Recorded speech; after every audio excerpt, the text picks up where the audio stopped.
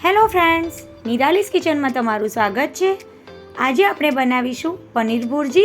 તો રેસ્ટોરન્ટમાં તમે જેવું પનીર ભુરજી ઓર્ડર કરતા હોય સેમ એવું જ પનીર ભુરજી ઘરે બનાવવું ખૂબ જ સહેલું છે। આ પંજાબી સબ્જી પનીર ભુરજીને બનતા ફક્ત 5 જ મિનિટનો સમય લાગે છે।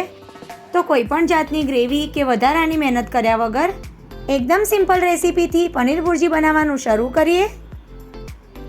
ફ્રેન્ડ્સ, જો તમને મારી રેસિપીઝ ગમતી હોય તો વિડીયોને લાઈક કરજો અને નિરાલીસ કિચનની ચેનલને સબસ્ક્રાઇબ કરજો। તો ચાલો આજની મજેદાર રેસીપી શરૂ કરીએ। તો રેસ્ટોરન્ટ સ્ટાઇલ પનીર ભુરજી બનાવવા માટે મેં અહીં 2 ચમચી ઘી લીધું છે।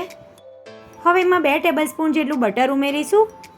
તમે તેલ પણ ઉમેરી શકો છો, પણ બટરથી આ સબ્જીનો સ્વાદ બહુ જ સરસ આવે છે। હવે થોડું બટર મેલ્ટ થાય એટલે 5 થી 6 કળી ફાઇન ચોપ કરેલું લસણ ઉમેરી દઈશું અને અડધો ઇંચ ફાઇન ચોપ કરેલું આદું ઉમેરી દઈશું।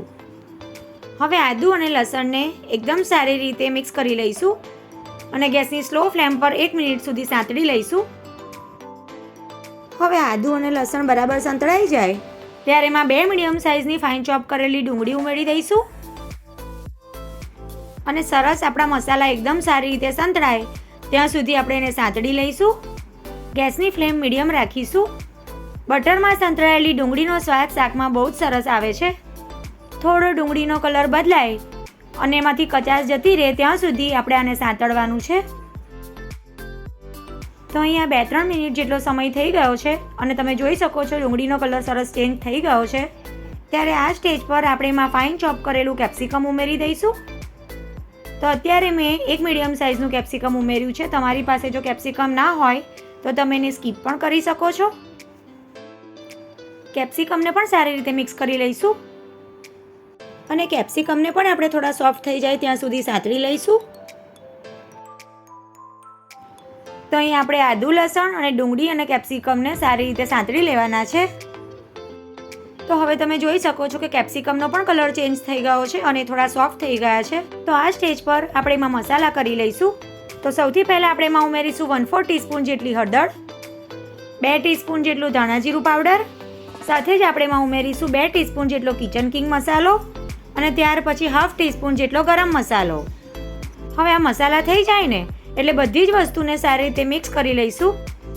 ગેસની ફ્લેમ આપણે મીડિયમ કરી દેવાની છે જેથી આપણા મસાલા બળી ના જાય। આ જે મસાલા સાંતળવાનું સ્ટેપ છે એ બહુ જ ઇમ્પોર્ટન્ટ છે, એનાથી આ શાકનો ટેસ્ટ બહુ જ સરસ આવશે। તો એકદમ સારી રીતે આપણે મસાલાને સાંતળી લેવાના છે લગભગ 1 થી 2 મિનિટ માટે। હવે આપણે એમાં ટામેટાં ઉમેરી દઈશું। તો અત્યારે મેં 2 મીડિયમ સાઇઝના ફાઇન ચોપ કરેલા ટામેટાં ઉમેર્યા છે। ટામેટાને પણ આપણે એકદમ સારી રીતે સાંતળી લઈશું। હવે આ ટાઈમે ગેસની ફ્લેમ તમારે હાઈ કરી દેવાની। ટામેટાં એકદમ સોફ્ટ થઈ જાય ત્યાં સુધી ટામેટાં સાંતળી લેવાના। આ જે મિક્સર છે એ એકદમ ડ્રાય થઈ જવું જોઈએ ત્યાં સુધી આપણે એને સાંતળવાનું છે। તો હવે તમે જોઈ શકો છો કે ટામેટાં આપણા સરસ સંતળાઈ ગયા છે। ત્યારે આપણે એમાં 2 ટીસ્પૂન લાલ કાશ્મીરી મરચું ઉમેરી દઈશું। તમારે જો વધારે તીખું ખાવું હોય તો આ ટાઈમે તમારે એમાં થોડું તીખું મરચું ઉમેરી દેવાનું અથવા લીલા મરચાં પણ તમે ઉમેરી શકો છો। હવે મરચું ઉમેર્યા પછી સારી રીતે મિક્સ કરી લેવાનું એકવાર અને તમે જોઈ શકો છો કે આ મિક્સર એકદમ સરસ ડ્રાય થઈ ગયું છે અને અત્યાર સુધી આપણે એમાં બિલકુલ પાણી નથી ઉમેર્યું। તો આ ટાઈમે આપણે એમાં 1/4 કપ જેટલું પાણી ઉમેરી દઈશું અને એકદમ સારી રીતે મિક્સ કરી લઈશું। ઘણા લોકો આ શાક એકદમ ડ્રાય ખાવાનું પસંદ કરે છે, પણ આપણે આ ભુરજીને થોડી ક્રીમી બનાવીશું।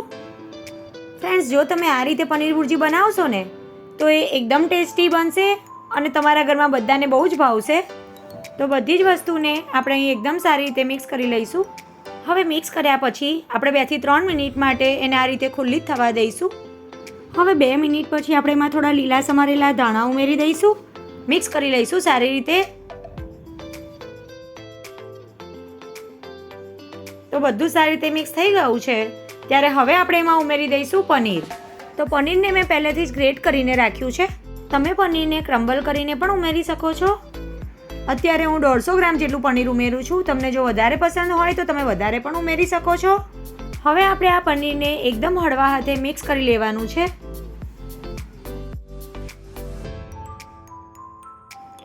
હવે આપણે એમાં ફ્રેશ ક્રીમ ઉમેરીશું। તો 2 ટેબલસ્પૂન જેટલું મેં એમાં ફ્રેશ ક્રીમ ઉમેર્યું. જો તમારી પાસે ક્રીમ ના હોય તો તમે ઘરની મલાઈ પણ ઉમેરી શકો છો. મિક્સ કરી લઈશું એકવાર. હવે ક્રીમ પણ સરસ મિક્સ થઈ ગયું છે ત્યારે આપણે એમાં થોડુંક પાણી ઉમેરી દઈશું અને એકદમ સારી રીતે મિક્સ કરી લઈશું. તમે જોઈ શકો છો કે સબ્જીનો કલર એકદમ સરસ આવ્યો છે. આ સબ્જીમાં આપણે ફક્ત લાલ મરચું જ ઉમેર્યું છે. તમે લીલું મરચું પણ ઉમેરી શકો છો. હવે બધું સરસ મિક્સ થઈ જાય ત્યારે આપણે એમાં 1 ટીસ્પૂન જેટલી કસૂરી મેથી ઉમેરી દઈશું. કસૂરી મેથી ઉમેરવાથી આ સબ્જીનો ટેસ્ટ બહુ સરસ આવે છે અને એનું ફ્લેવર પણ બહુ સરસ આવે છે. હજુ આપણે એમાં મીઠું નથી ઉમેર્યું તો આ ટાઈમે આપણે એમાં સ્વાદ પ્રમાણે મીઠું ઉમેરી દઈશું. મિક્સ કરી લઈશું સરસ. અને હવે લાસ્ટમાં આપણે એમાં ઉમેરી દઈશું બટર. આ રીતે લાસ્ટમાં બટર ઉમેરવાથી સબ્જીમાં શાઇનિંગ બહુ સરસ આવશે અને સબ્જીનો જે ટેસ્ટ છે એ એકદમ સરસ આવશે. તો આ રીતે લાસ્ટમાં બટર ઉમેરવાનું બિલકુલ સ્કીપ ના કરશો. એનાથી આ સબ્જી ખાવાની બહુ જ મજા આવશે. તો અહીં તમે જોઈ શકો છો કે એકદમ ટેસ્ટી સેમ રેસ્ટોરન્ટ જેવા સ્વાદ સાથે પનીર ભુરજી આપણી બનીને તૈયાર થઈ ગઈ છે. તો ગેસની ફ્લેમ બંધ કરી આપણે એને સર્વ કરી લઈએ. આ સબ્જીને તમે ફુલકા રોટલી, પરાઠા કે પછી નાન સાથે ખાશો તો એ બહુ જ ટેસ્ટી લાગશે. તો તૈયાર છે આપણું એકદમ ટેસ્ટી અને ચટાકેદાર એવું પનીર ભુરજી. તો એકદમ સિમ્પલ રીતે સેમ રેસીપીથી અને ફક્ત 5 જ મિનિટમાં બની જતી આ ટેસ્ટી પનીર ભુરજીની રેસીપી તમને કેવી લાગી એ મને કમેન્ટ દ્વારા જરૂરથી જણાવજો.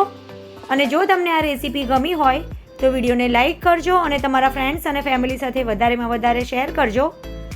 અને આવી નવી રેસીપી જોવા માટે નિરાલીસ કિચનને સબસ્ક્રાઈબ કરજો અને બાજુમાં આપેલું બેલ આઇકોન ક્લિક કરજો જેથી તમને મારા નવા વિડીયોનું નોટિફિકેશન સૌથી પહેલાં મળી જાય.